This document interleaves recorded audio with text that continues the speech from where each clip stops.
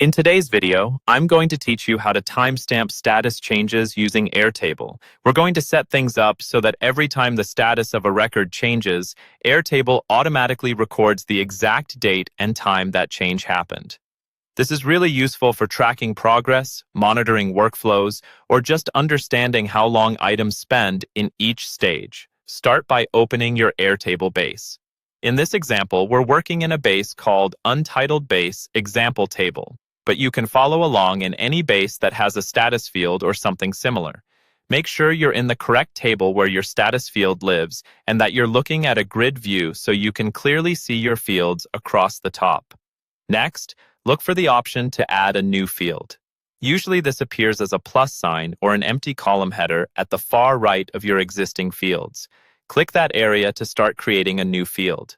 A configuration panel will open, letting you choose the field type and settings. From the list of field types, select Last Modified Time. This special field type lets Airtable automatically track when changes occur.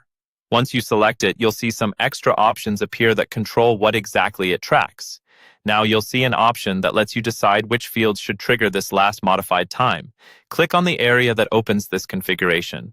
By default, Airtable might track changes to any field in the record, but we want it to only respond to changes in the status field.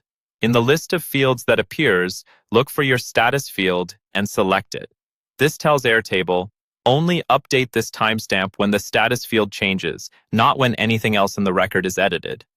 This is what makes the timestamp meaningful for tracking status changes specifically, rather than every minor update.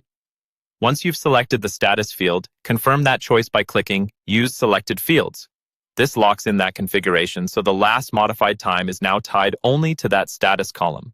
Finally, click Create Field to add this new last modified time field to your table.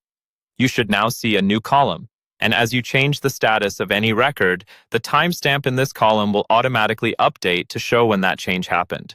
And that's it. You've set up automatic timestamps for status changes in Airtable.